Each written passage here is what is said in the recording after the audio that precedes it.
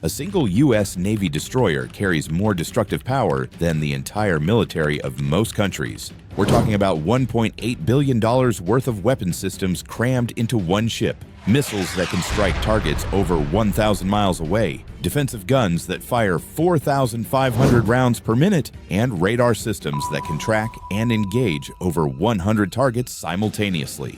But here's what terrifies military planners around the world. In October 2023, the USS Carney faced exactly that scenario, a coordinated attack of 36 incoming projectiles in the Red Sea. Every system, every weapon, every split-second decision was put to the ultimate test. The result? It changed how every navy in the world thinks about modern warfare. But what happens when this floating arsenal faces a swarm of 100-plus incoming threats? And why are Navy commanders saying even this might not be enough for tomorrow's battles? Let's start with what makes these ships so devastating. The Arleigh Burke-class destroyer, 69 of them patrolling the world's oceans right now. Each carries a weapons package worth more than some countries' entire defense budgets. At the heart of this arsenal are 90 to 96 vertical launch system cells. Think of these as individual missile silos, each one capable of launching different types of weapons depending on the mission. Today, you might load Tomahawk cruise missiles worth $1.4 million each. Tomorrow, you swap in SM-6 Standard missiles at $4.3 million per shot. The Tomahawk alone is a game changer. Block V variants can fly over 1,000 miles, navigate through enemy defenses using terrain-following flight paths, and strike targets with pinpoint accuracy. A single destroyer can carry up to 56 of these weapons, enough to level critical infrastructure across multiple enemy cities in one coordinated strike. But long-range attack is just part of the story. These ships carry SM-2, SM-3, and SM-6 missiles specifically designed to intercept incoming threats. The SM-6 is particularly terrifying. It screams through the air at Mach 3.5 and can engage both aircraft and surface ships. It's like having a guided bullet that can change its mind mid-flight about what to destroy. For closer threats, there's the 5-inch Mk-45 naval gun. This beast fires 16 to 20 rounds per minute out to 13 nautical miles. Each shell weighs 70 pounds and can punch through armor, destroy small boats, or provide devastating shore bombardment support. And when everything else fails, when enemy missiles slip through the outer defenses, there's the Close-In Weapons System, CIWS. This is essentially a radar-controlled Gatling gun that spits out 20mm rounds at 4,500 rounds per minute. It's the destroyer's last line of defense, designed to shred incoming missiles just hundreds of yards from the ship.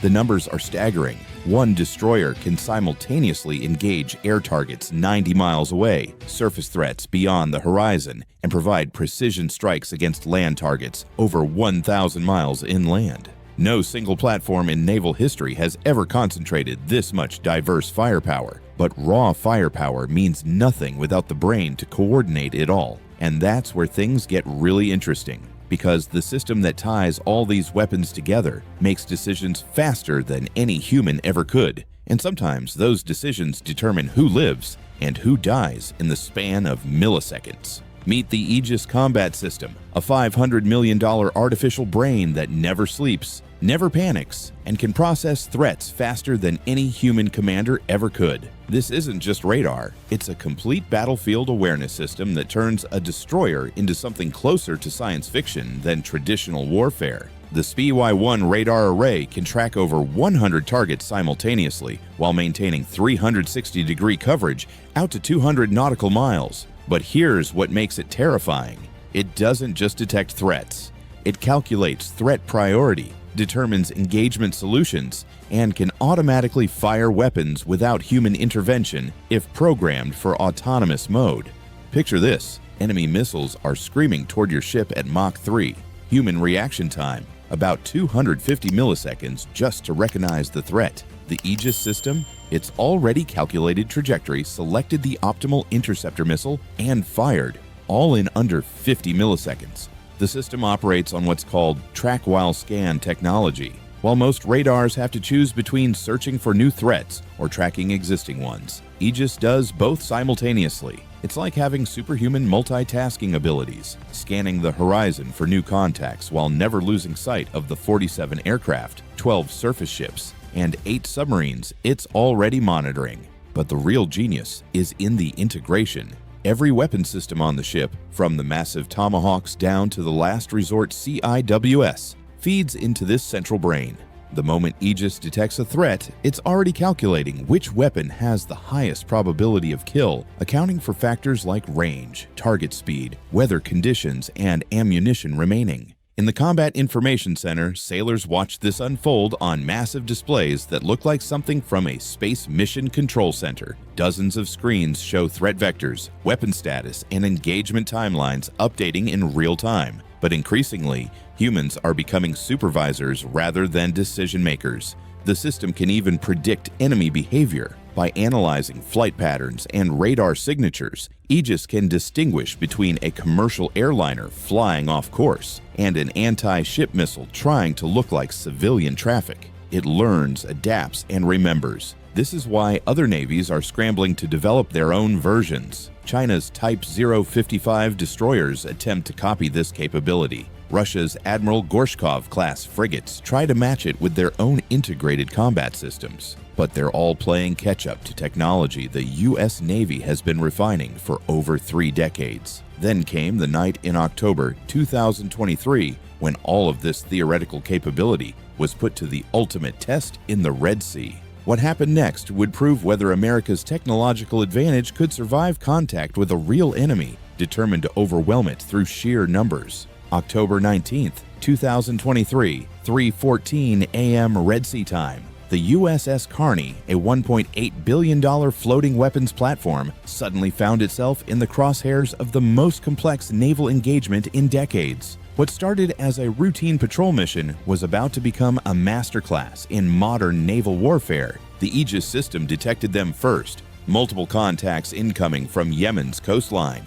Not 1 or 2 missiles, but a coordinated barrage of 36 projectiles. A mix of anti-ship cruise missiles, ballistic missiles, and attack drones, each one programmed with the Carney's exact position. In the Combat Information Center, alarms screamed as threat indicators flooded the displays. The ship's 300-person crew had trained for this scenario thousands of times in simulators, but nothing prepares you for the real thing when actual warheads are racing toward you at supersonic speeds. The engagement began at maximum range. SM-2 Standard missiles launched from the VLS cells, their $3 million price tags meaningless now. Each interceptor streaks skyward, guided by the Aegis system's precise calculations. The first kills came at 60 nautical miles out. Cruise missiles obliterated by interceptors moving at Mach 3.5. But this wasn't a traditional attack.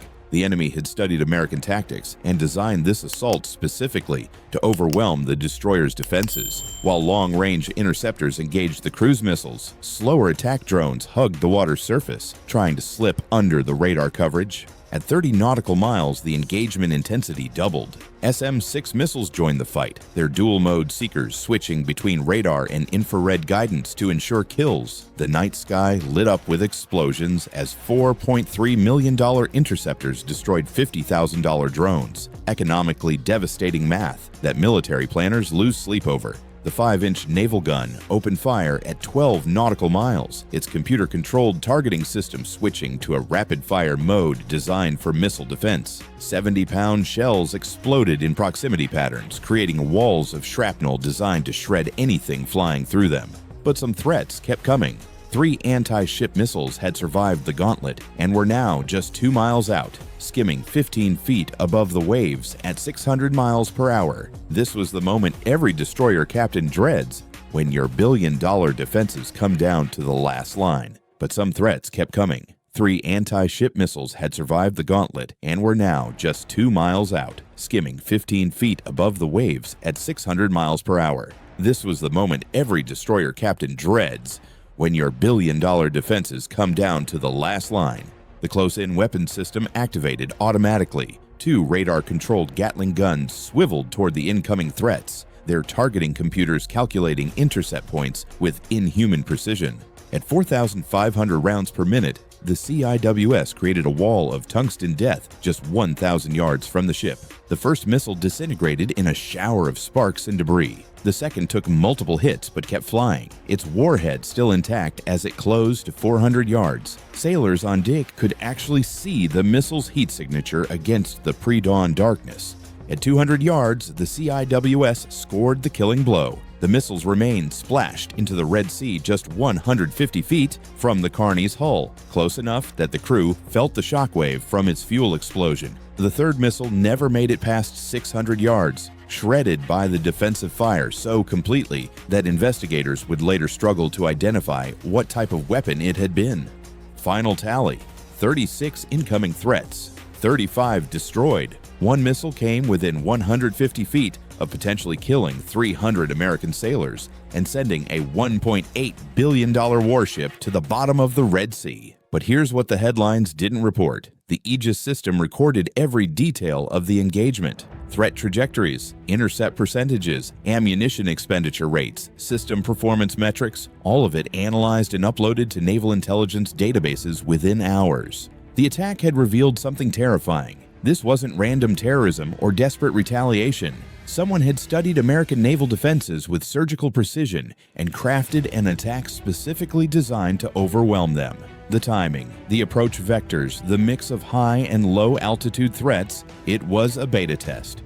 And if 36 simultaneous threats could push a destroyer to its absolute limits, what would happen when an enemy launched 60 or 100, or when they added electronic warfare to jam the radar systems, or deployed hypersonic missiles that could cover the same distance in half the time? The Carney had won this engagement, but the victory came with a sobering realization. The era of American naval supremacy might be ending faster than anyone in the Pentagon wanted to admit. Because while the U.S. Navy was perfecting systems designed to fight the last war, potential enemies were already designing the next one. 6 months after the Red Sea engagement, classified intelligence reports began painting a disturbing picture. The attack on USS Carney wasn't an isolated incident. It was a proof of concept, and America's enemies had been taking detailed notes. Chinese military researchers published papers analyzing saturation attack methodologies against advanced naval platforms.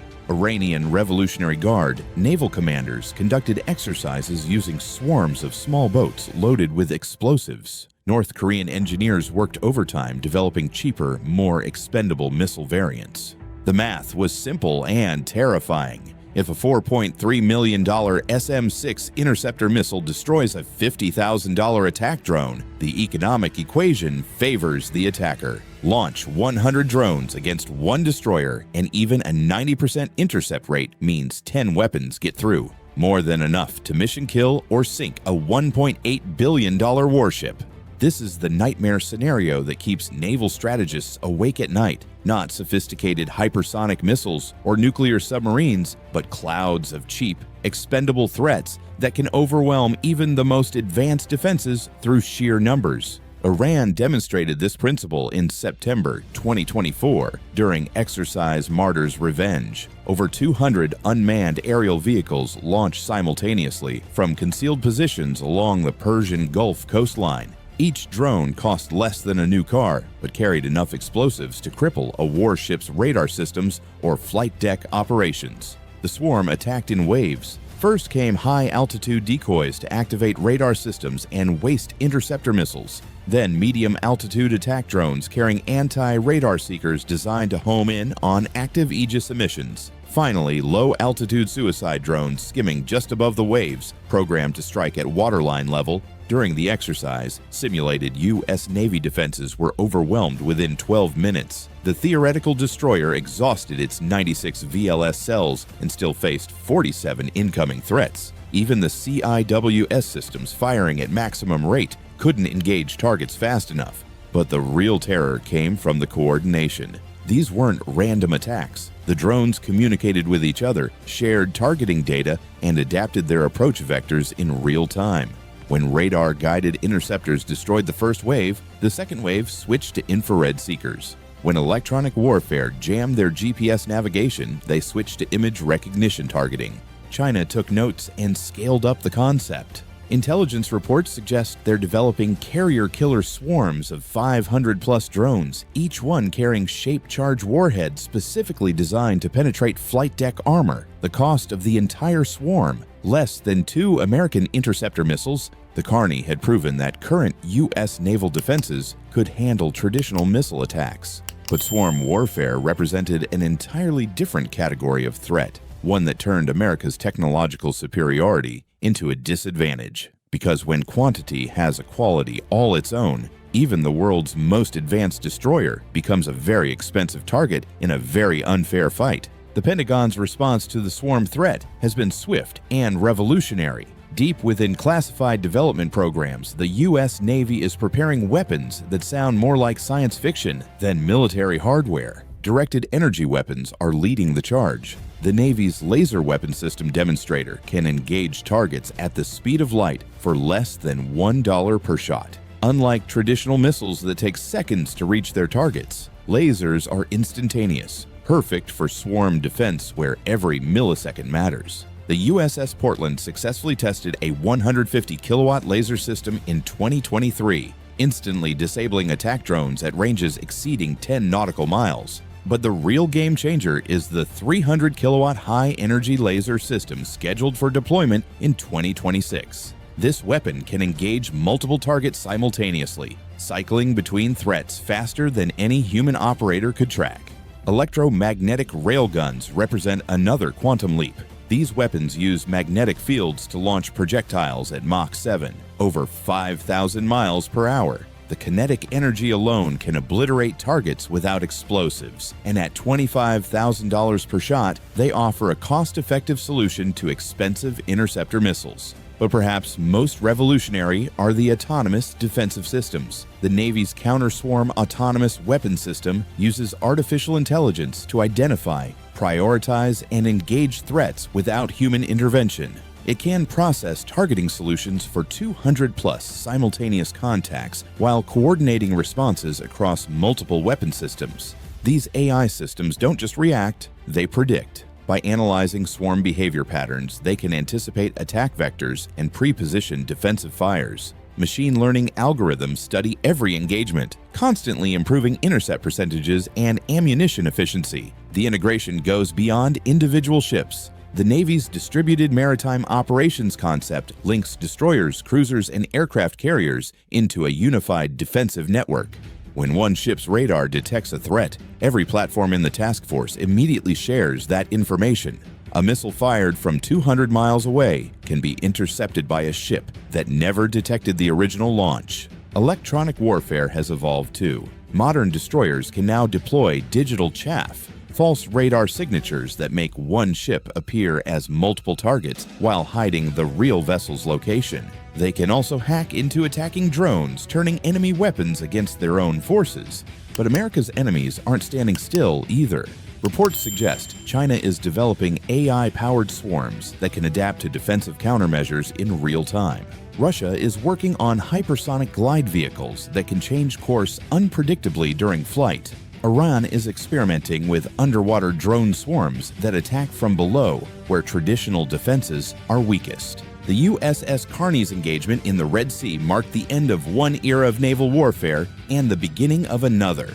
Today's $1.8 billion destroyers may be the most powerful warships in history, but tomorrow's battles will be fought by machines making decisions at the speed of light, where human reflexes simply aren't fast enough to matter. The question isn't whether naval warfare is evolving, it's whether America can evolve fast enough to stay ahead. One destroyer, $1.8 billion in weapons, 36 incoming missiles, 35 kills. The USS Carney showed the world what American naval power looks like when pushed to its limits. But as enemies develop cheaper swarms and smarter weapons, the age of destroyer dominance might be ending faster than the Pentagon wants to admit. Hit like if you want more military breakdowns, subscribe for weekly naval warfare content, and let us know in the comments. Can these destroyers survive tomorrow's threats?